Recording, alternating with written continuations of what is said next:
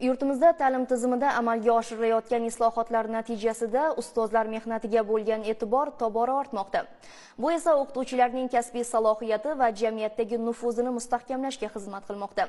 Nuroniy jamg'armasi hamda ta'lim muassasalari hamkorligida tashkil etilayotgan davra suhbatlari esa tajriba almashish, yosh kadrlarni qo'llab-quvvatlash va ilg'or ish uslublarini ommalashtirishda muhim ahamiyat kasb etmoqda.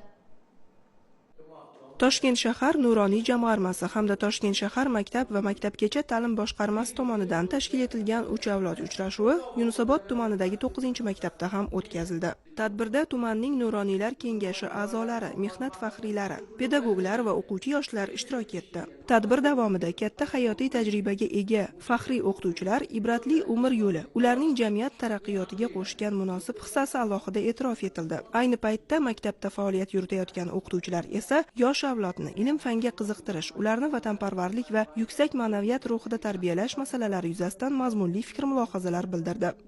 Ish faoliyatimga 15 yildan oshdi. Shu ish faoliyatim davomida oliy toifaga erishdim. O'zbek tili va adabiyoti fanidan 50% ustamam bor. Yaqinda prezidentimiz tashabbuslari bilan ustozlarga 70% ustama ham e'lon qilindi va birinchilar qatoridan bo'lib, bu 90 ball bilan men 70% ustamaga ham ega bo'ldim. Hozirgi kunda oylik maoshim $2000 oshib ketdi.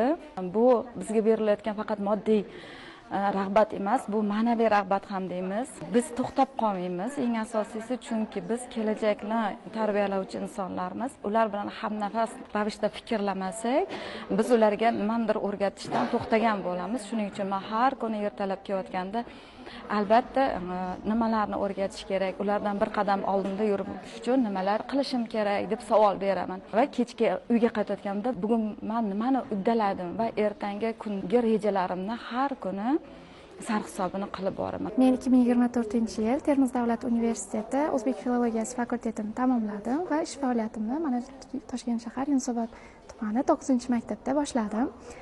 Shu 2 yillik pedagogik faoliyatim davomida o'zbek tili fanidan birinchi darajali, birinchi toifali o'qituvchiman hozirgi kunda. Ona tili va adabiyot fanidan esa ikkinchi toifali o'qituvchiman. 2025-yil kuzgi attestatsiyada 96 ball to'plaganligim sababli o'zbek tili fanidan 70% ustamaga ega bo'ldim va hozirgi kunda o'zbek tili va adabiyot fanidan A+ darajadagi milliy sertifikatga ham egaman va shu sababli 50% ustama olyapman va hozirgi kunda oylik maoshim 10 milliondan oshiq. Qolaversa, Sharqshunoslik universiteti filologiyaning yangi yo'nalishlaridan biri kompyuter lingvistikasi yo'nalishi birinchi bosqich magistrantiman. Kontraktga kirgan bo'lishimga qaramasdan hozirgi kunda prezidentimizning imkoniyatlari, sharoitlari sababli hozirgi kunda bepul ta'lim olmoqdaman va bundan juda ham xursandman. Katta rahmat aytib qolaman. Shuningdek, davra suhbatida mamlakatimizda inson omiliga yuksak e'tibor berilayotgani, davlatimiz rahbari tashabbusi bilan jamiyatimizning har bir a'zosiga g'amxo'rlik, mehr-oqibat ko'rsatilayotgani, inson qadr-qimmati, uning orzu-niyatlarini ro'yobga chiqarishga imkoniyat yaratib berish ustuvor vazifaga aylangani ta'kidlandi. 27 million, 32 million va undan-da yuqori oylik oladigan, maosh oladigan o'qituvchilarning tajribasi bilan yoshlar o'rtasida, yosh ustozlar o'rtasida suhbat bo'ldi. Bu suhbat jarayonida ular o'zlarining tajribalari, qanaqa qilib bunaqa yuqori darajaga erishib, juda katta oylikka erishganligi haqida, oila byudjetida katta bir daromadga ega bo'lganligi haqida o'zligini fikrligini aytishdi. Bunday uch avlod uchrashuvlar va ustozlarga berilgan imkoniyatdan foydalanib muvaffaqiyatga erishayotgan o'qituvchilarning bu imkoniyatlari hammaga bir namuna bo'ladi. Chunki prezidentimizning birinchi gaplari ta'lim, ilm, tarbiya deydi.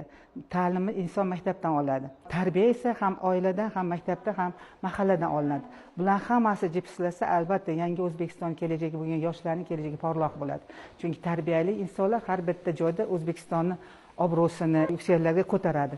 Ilmli inson hech qachon bir sifatda xor bo'lmaydi. Ilmi bilan o'zini muvaffaqiyatga, o'zini o'rniga, o'zini hurmatiga ega bo'ladi. Bu kabi uch avlod uchrashuvlarining tashkil etilishidan maqsad yoshlarning qalbida milliy qadriyatlarimizga sadoqat tuyg'ularini kuchaytirish, keksa avlod vakillarining boy hayotiy tajribalarini yoshlar bilan bo'lishish orqali ularni hayotga tayyorlashdan iborat. 9-maktab 11-sinf o'quvchisi bo'laman. va bitiruvchi sinf bo'lganim uchun hozirda universitetlarga tayyorlanmoqman. Matematika, fizika va ingliz tilidan tayyorlanmoqman. Ingliz tilidan IELTS sertifikatiga egaman va matematikadan milliy sertifikat topshirdim. IELTSim 7. Kelajakda muhandislik, ya'ni qurilish muhandisligi kasbini egallashni niyat qilganman. Shu bilan birga hozir fizika fanidan milliy sertifikatga tayyorlanmoqman. Hozirgi yaratilib berayotgan imkoniyatlar, ya'ni sertifikatlar bu bizga juda ham katta yordam bo'ldi. Tadbir o'quvchilarda o'qituvchilik kasbiga mehr uyg'otishda ham muhim ahamiyatga ega bo'ldi. Mahfuza Muxtorova, Umid Turg'unov, Poytaxt.